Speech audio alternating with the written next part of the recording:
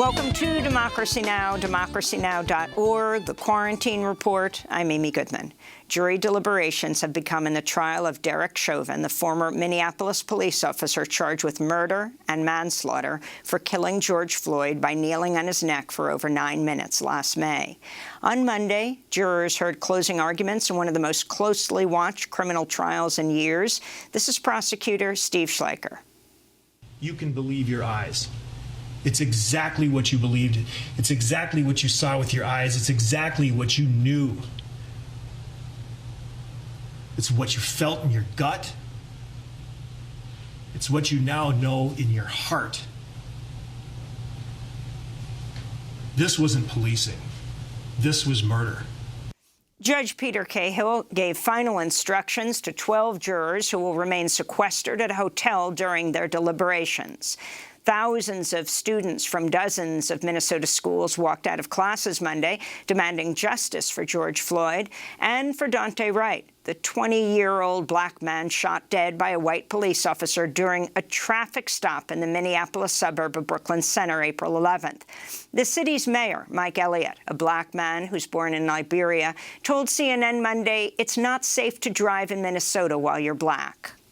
And if we see police behind us, we're afraid, we're trembling, and that is a kind of terror that no citizen of the United States should ever have to face.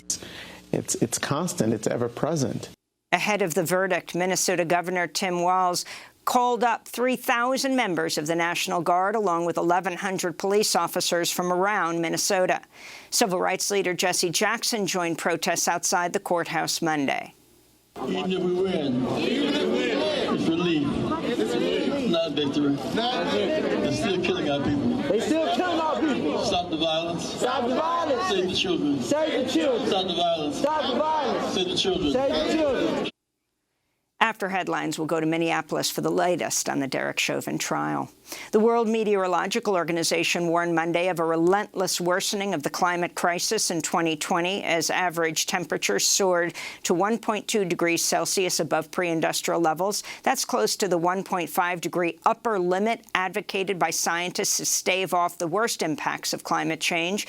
UN Secretary General Antonio Guterres announced the findings of the annual State of the Global Climate Report.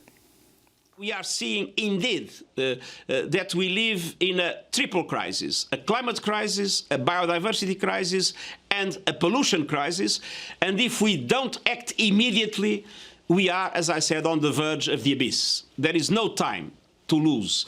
The WMO says record heat has accumulated in the world's oceans, which are becoming more acidic and less oxygenated. 2020 saw sea level rise from melting glaciers in Greenland and Antarctica, near record low sea ice in the Arctic, severe flooding in Asia and Africa, extreme drought in South America, and a record 30 named storms during the Atlantic hurricane season.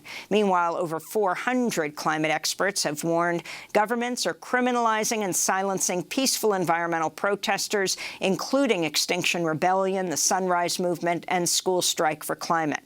Their open letter reads, quote, "It's become abundantly clear that governments don't act on climate without pressure from civil society. Threatening and silencing activists thus seems to be a new form of anti-democratic refusal to act on climate," they said.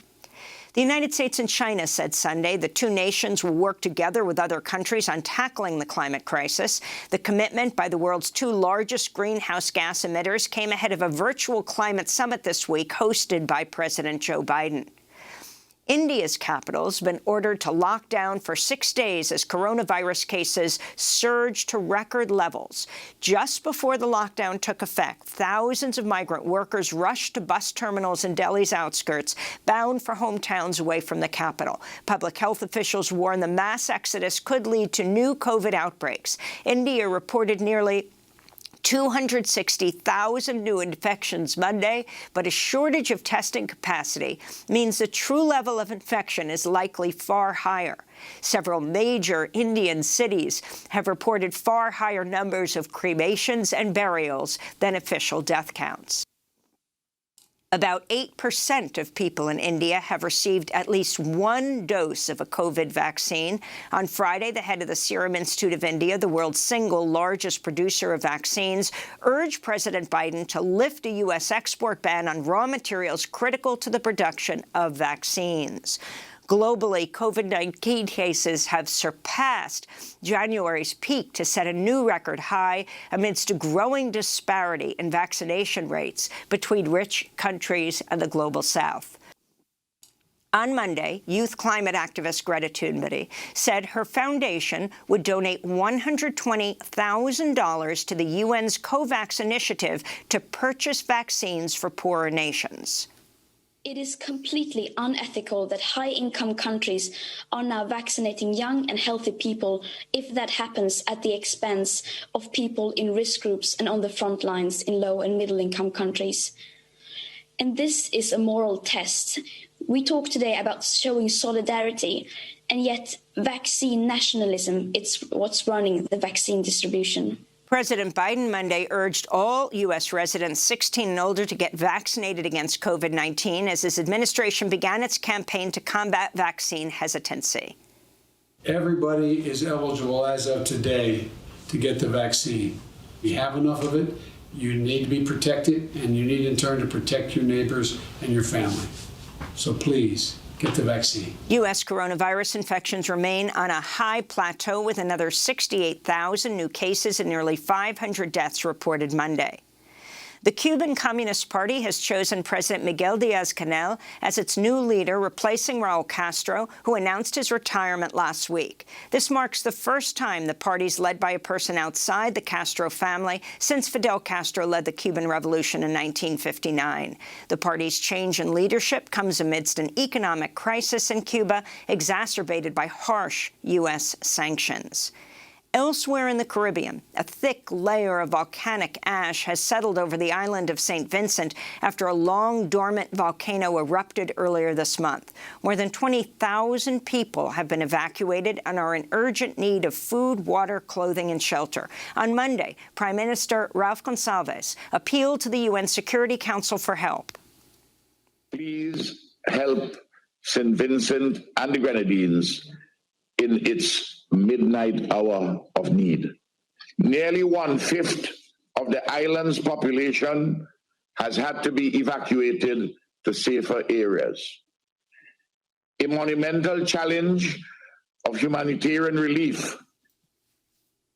In South Africa, a devastating wildfire has spread to the University of Cape Town, destroying irreplaceable historical records and documents that were being stored in the university's library. The blaze, which began raging since Sunday, tore through a portion of the 200-year-old campus, forcing staff and students to evacuate. South African officials say the wildfire was likely started by an individual, then quickly spread due to heavy winds and high temperatures.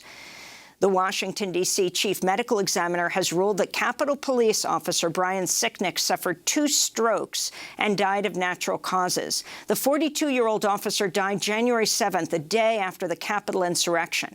In March, federal agents arrested 2 men for attacking Sicknick with a chemical spray January 6th. The ruling is expected to dampen efforts to pursue homicide charges in his death.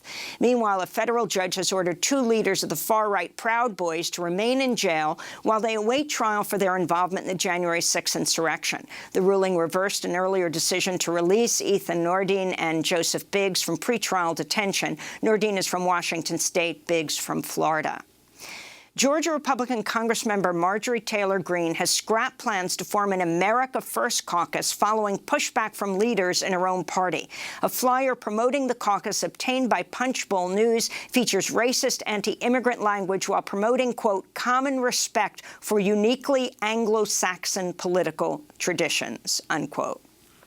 Congressmember Greene was elected in 2020. She's promoted the racist QAnon conspiracy theory, made frequent anti-Muslim and anti-Semitic comments, and voiced support for political violence against top Democrats, including House Speaker Nancy Pelosi. In Alabama, the labor union that failed in its month-long battle to organize an Amazon warehouse in the city of Bessemer has filed 23 complaints against the online retailer with the National Labor Relations Board. The Retail, Wholesale and Department Store Union says Amazon unlawfully interfered with union efforts by threatening to cut workers' pay, benefits and time off work, while creating an impression of surveillance by installing private mailboxes at the warehouse so it could monitor workers' votes. This is Bessemer Amazon worker Jennifer Bates. There was illegal things taking place in fear tactic that was done to people who didn't have any idea about what a union could do for them. Yeah. Young people who thought that they were going to lose their job because the company said we're going to shut down.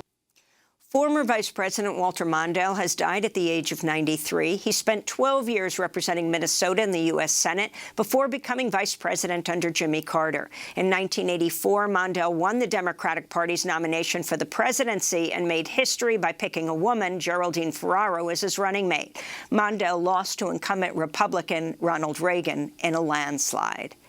And in breaking news, the government of Chad is reporting President Idris Deby has died of injuries he sustained while visiting government soldiers on the front lines of their battle against rebels in the north of Chad. Deby took power more than 3 decades ago after leading a 1990 rebellion that toppled the former U.S.-backed dictator Hissène Habré. And those are some of the headlines. This is Democracy Now!, democracynow.org, The Quarantine Report.